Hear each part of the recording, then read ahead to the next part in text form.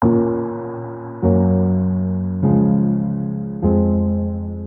what's up guys, welcome back to my channel. This is Love Singh and you are watching पाठशाला and idea initiative. तो जी हाँ students, ये video उसके ही बारे में है जिसको देख के आप लोगों ने प्रेस किया वीडियो पे, क्या जेईई मेन और नीट ऐसे कॉम्पिटिटिव एग्जाम्स में तुक्का लगाया जा सकता है। तो आप लोग में से बहुत सारे ऐसे स्टूडेंट्स होंगे जो सोच रहे होंगे कि क्या बात कर रहा हूँ मैं, ऐसे एग्जाम इतने high level of competitive exams में गेसिंग करना कि ये पॉसिबल ही नहीं है। तो नहीं स्टूडेंट्स, ये पॉसिबल है। जी हाँ, if we done sincerely, logically and smartly, तो ये पॉसिबल है कि हम लोग तुक्का लगा सकते हैं, हमारे गेसिंग जो है वो सही हो।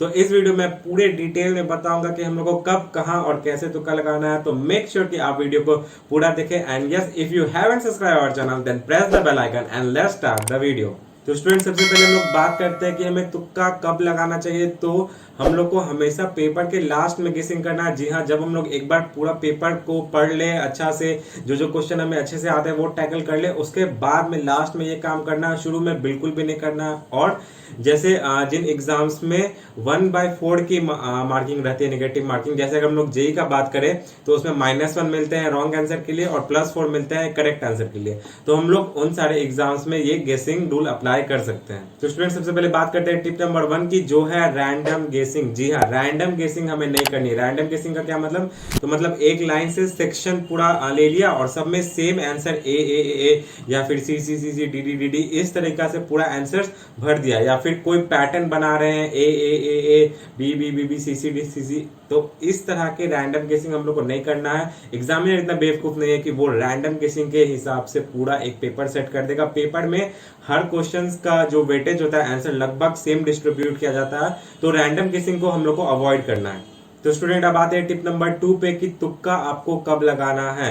तो सपोज आप जेईई का एग्जाम दे रहे हो और आपने 50 मार्क्स, 60 मार्क्स या 70 का ही अटेम्प्ट किया है, और अगर हम लोग जेईई का कट ऑफ देखें तो जनरली 100, 110 ऐसे जाता है जनरल का।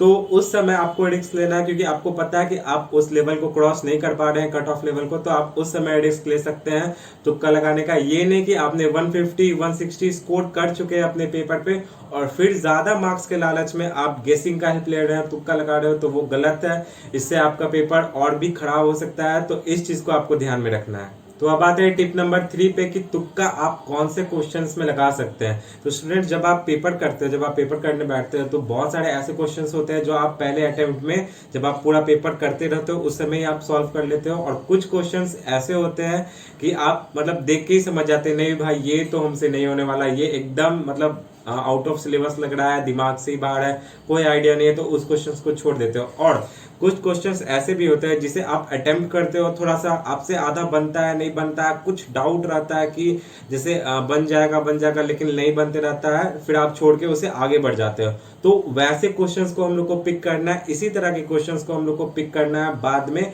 और इसमें हम लोग तुक्का लगा सकते हैं। जी हाँ।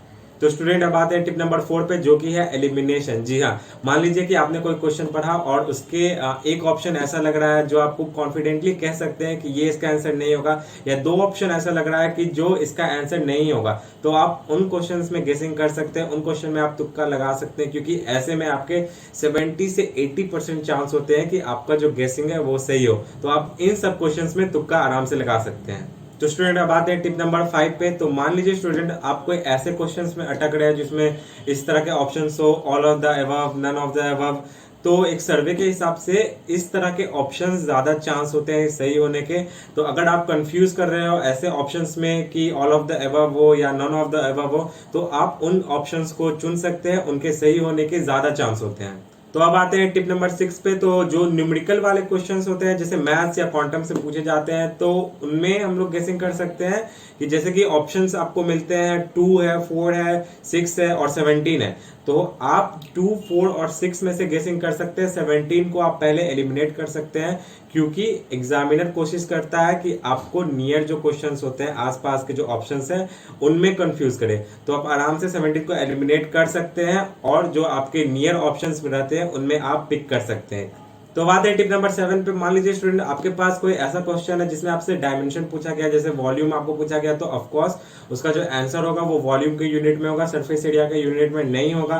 तो आप इस तरीका से गेस करके आप ऑप्शन पिक कर सकते हो। और अगर आपको नहीं भी मालूम है स्टूडेंट उसका यूनिट, तो आप बाकी जो दूसरे क्वेश्चन है उसमें सर्च कर सकते हैं, क्योंकि ऐसा बहुत बार होता है कि हमें दूसरे क्वेश्चन से हेल्प मिल जाती है। जी हाँ, इस तरह का हेल्प हमें दूसरे क्वेश्चन से मिल जाता है, इसका काफी हायर पॉसिबिलिटी रहता है। तो आप इस तरह से भी कर सकते हैं टैकल इसे। तो बात है टिप नंबर 8 पे। तो मान लीजिए स्टूडेंट आप कोई क्वेश्चन कर रहे हैं, ठीक है, लेकिन वो आपसे नहीं बना उस समय, तो आप नेक्स्ट क्वेश्चन पे मूव ऑन कर जाते हैं। तो आप करते तो नेक्स्ट क्वेश्चन करते रहते हैं, लेकिन कहीं ना कहीं आपके माइंड में वो पहला क्वेश्चन कहीं ना कहीं रिपीट होते रहता है। तो जब आप एक बार सारे क्वेश्चंस को पढ़ लेते हैं, एक बार पूरा सर्कुलेट कर जाते हैं, तो आपको ये सोचना है कि जो क्वेश्चन मेरे से नहीं बना, क्या उस क्वेश्चन का हिंट या वैसा रिलेशन मैंने किसी और क्वेश्चन में देखा। क्योंकि ऐसा अक्सर होता है कि हमें दो सिमिलर तरह के क्वेश्चन या ऑलमोस्ट सिमिलर तरह के क्वेश्चन मिल जाए, तो आपको वहां से भी हिंट मिल सकता है। तो आप ऐसे भी गेसिंग कर सकते हैं।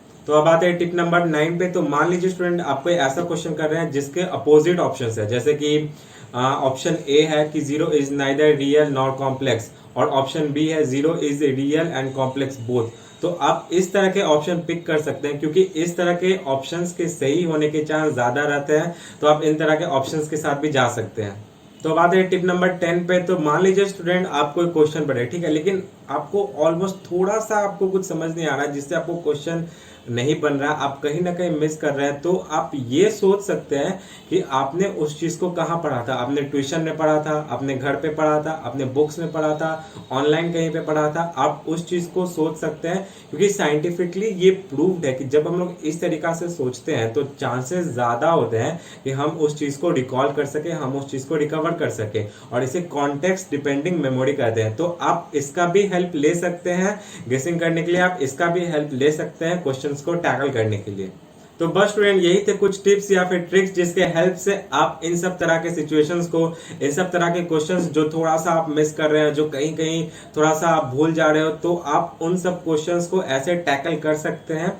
लास्टली मैं यही कहूंगा स्टूडेंट कि आप गेसिंग पे ज्यादा डिपेंड ना करें। जी हाँ, इन सब चीजों के बावजूद अगर आप जुगाड़ नहीं लगा पा रहे हैं, अगर गेसिंग के बाद भी आप किसी क्वेश्चन पे कॉन्फिडेंट नहीं आ पा रहे हैं, तो उसे वहीं छोड़ दे। मैं फिर से कह रहा हूं, अगर आप जुगाड़ नहीं लगा पा रहे हैं इसका, तो आप उस क्वेश्चन को वहीं छोड़ दो, ये ज्यादा बेटर रहेगा आपके लिए। तो बस आज के लिए इतना ही। अगर आपको वीडियो अच्छा लगा तो इसे लाइक कीजिए, शेयर कीजिए, and yes, don't forget to subscribe our channel, क्योंकि आपका सपोर्ट भी हमारे लिए बहुत जरूरी है। हम पे भी प्रेशर बनाइए ऐसे कि हम इसी तरह के अच्छे अच्छे कंटेंट आप लोग के लिए लाते रहे, ताकि आप लोग का भी हेल्प होते रहे ऐसे ही। तो subscribe our channel and make sure to press the bell icon, ताकि आपको टाइम टू टाइम नोटिफिकेशन मिलती रहे। तो बस मिलते हैं आप लोगों से फिर से नेक्स्ट वीडियो में। तब तक के लिए stay at home, stay motivated, and yes, best of luck for exam. And this is Luv Singh, you are watching Pathshala and idea initiative, signing of.